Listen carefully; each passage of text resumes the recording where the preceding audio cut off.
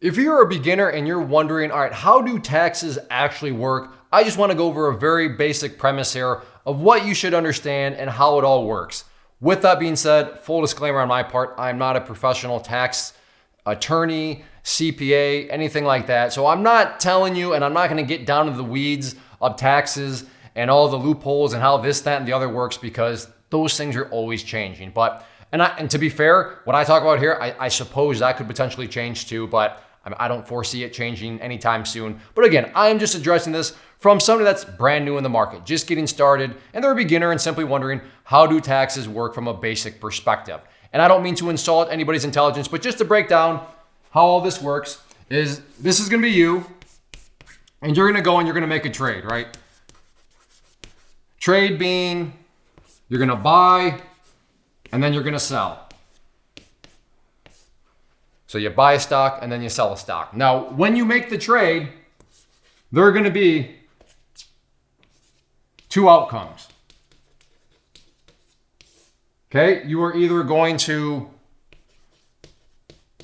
make money or you are going to lose money, right?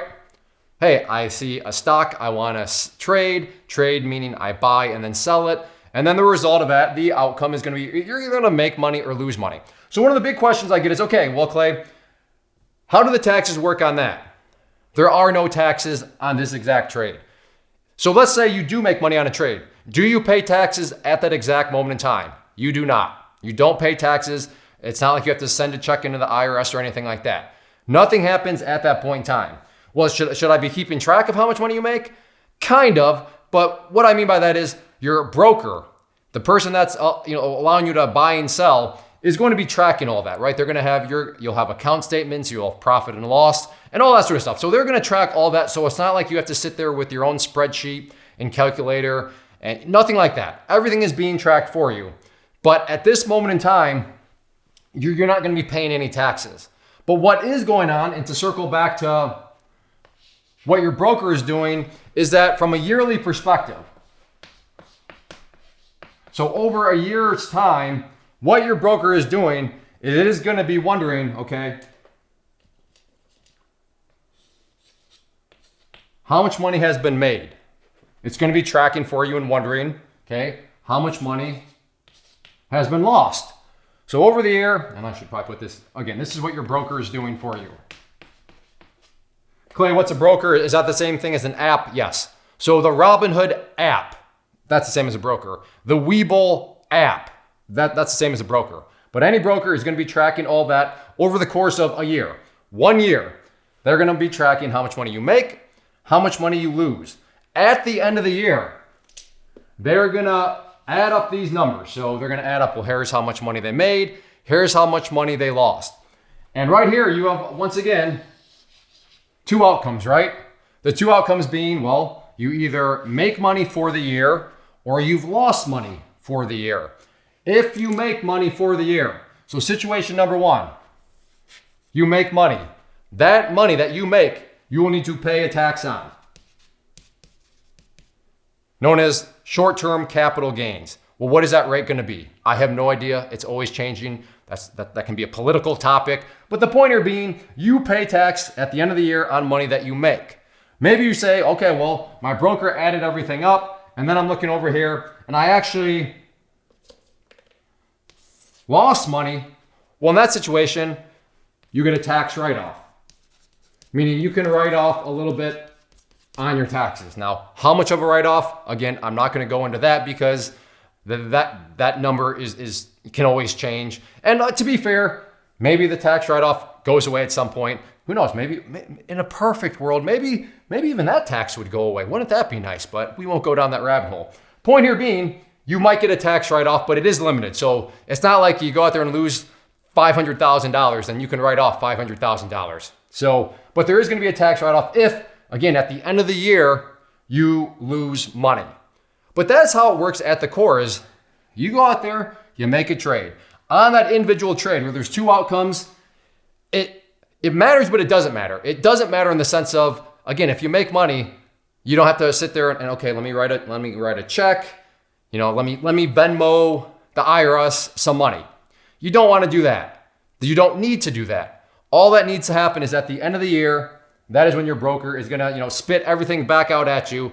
And really, what I would advise, what I do, is you just print out the account statements, you hand them to your accountant and say, hey, do your thing at that point. Now, if you know that you're making a bunch of money, so again, you can watch this. So as the year goes on, wow, I'm making money. Wow, I'm making money. You're gonna wanna broadly set aside some of that money. Well, how much money? Well, that's where you would wanna know, what is the capital gains tax?